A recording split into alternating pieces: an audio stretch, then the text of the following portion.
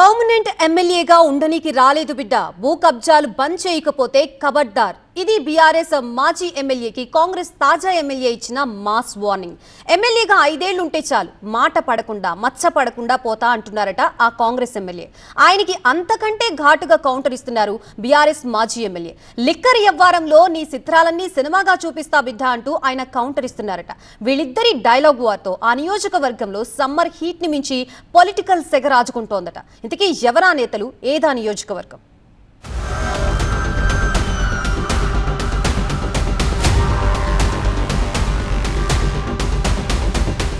ఓవైపు భానుడి భగభగలతో నిప్పుల వర్షం కురుస్తుంటే, మరోవైపు వరంగల్ పశ్చిమ నియోజకవర్గంలో దాన్ని మించిన పొలిటికల్ హీట్ రాజుకుంటోంది.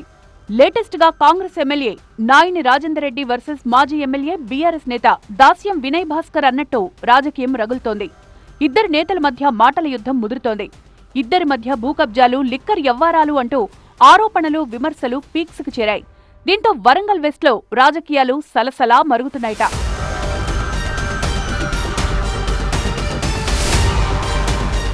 హంటర్ రోడ్లోని న్యూ సాయంపేట సర్కిల్లో హనుమాన్ విగ్రహ వివాదమే ఈ లేటెస్ట్ రౌండ్ మాటల యుద్ధానికి కారణమని లోకల్ పొలిటికల్ సర్కిల్స్ లో టాక్ నడుస్తోంది. అక్కడ ప్రభుత్వ భూమిని చదును చేసి ఆ భూమి చుట్టూ ఫెన్సింగ్ ఏర్పాటు చేసేందుకు కూడా అధికారులు ప్రయత్నాలు చేస్తున్నారు. ఇప్పటికే కొంత భూమి ఆక్రమణకు గురికాగా మిగిలిన భూమిని రక్షించేందుకు కూడా రెవెన్యూ అధికారులు రంగంలో దిగారు. అయితే ఈ స్థలంలో హనుమాన్ విగ్రహం ఉంది. ఇక్కడ ఉత్సవాలు నిర్వహిస్తుంటాం కాబట్టి ఆ స్థలం తమకు వదిలేయాలని స్థానికులు ఆందోళనకు దిగారు. పోలీసులు రంగంలో దిగి ఆందోళనకారులను అరెస్టు చేయడంతో అది కాస్త ఉద్రిక్తతకు దారితీసింది.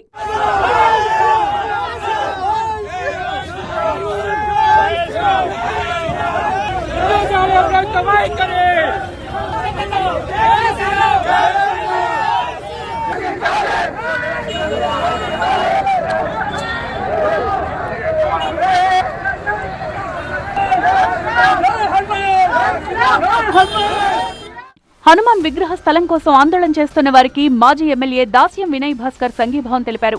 గుడి భూమిలో 5 స్టార్ హోటల్ కట్టేందుకు ప్రయత్నాలు చేస్తున్నారని కాంగ్రెస్ నేతలపై విమర్శలు గుప్పించారు.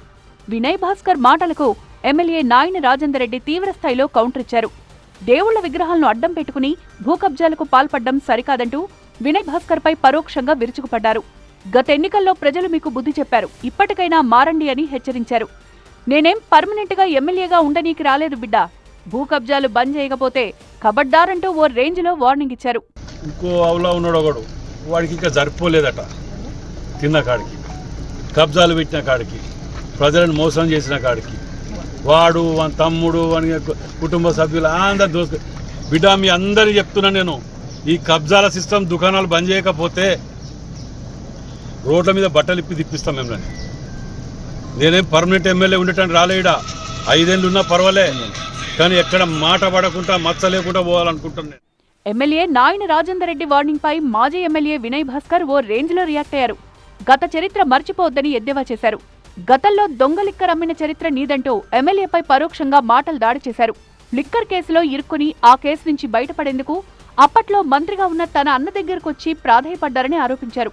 ఇష్టం వచ్చినట్లు మాట్లాడితే సహించే ప్రసక్తే లేదని అధికార పార్టీ ఎమ్మెల్యేకు దాస్యం వినయ్ భాస్కర్ వార్నింగ్ ఇవ్వడం వరంగల్ రాజకీయాల్లో తీవ్ర చర్చకు, రచ్చకు దారితీసింది. కీర్తిశేషులు ఎన్టీ రామారావు గారు మద్య నిషేధం చేసినప్పుడు నీ బతికేంది? పొరుగు రాష్ట్రం నుంచి ప్లాస్టిక్ బాటిల్ తెచ్చుకొని నువ్వు ట్రైన్లలో ఇచ్చేస్తుంటే, ఈ కోటిపల్లి దగ్గర గూడ్స్ ట్రైన్ ఆగితే అక్కడి నుంచి డంపు చేసుకొని ఇచ్చేస్తుంటే ఒక సందర్భంలో మరి ఎక్సైజ్ వాళ్ళు, టాస్క్ ఫోర్స్ వాళ్ళు, పోలీసు వాళ్ళు నిన్ను వెంటాడితే నీ తుమ్మలకి వెళ్ళి ఇక్కడి నుంచి వచ్చి ఒడ్డేపల్లి నుంచి వచ్చి మన కామన్ ఫ్రెండ్ అయినటువంటి వెంకటేశ్వర్లు చిన్ను వాళ్ళ ఇంటికి వచ్చి తెల్లారి మా అన్న మినిస్టర్ ఉంటే చేసుకొని పైరవి చేసుకున్నావు నువ్వు. ఇద్దరు నేతల పరస్పర విమర్శలతో ఓరుగల్లులో పొలిటికల్ హీట్ పెరుగుతోంది. త్వరలో గ్రేటర్ వరంగల్ మున్సిపల్ కార్పొరేషన్ ఎన్నికలు రాబోతోన్న నేపథ్యంలో ఈ ఇద్దరు నేతల హాట్ విమర్శలు, ఆరోపణల వెనుక మున్సిపల్ ఎన్నికల వ్యూహం ఉందేమో అని లోకల్ పొలిటికల్ సర్కిల్స్ లో చర్చ జరుగుతోందట.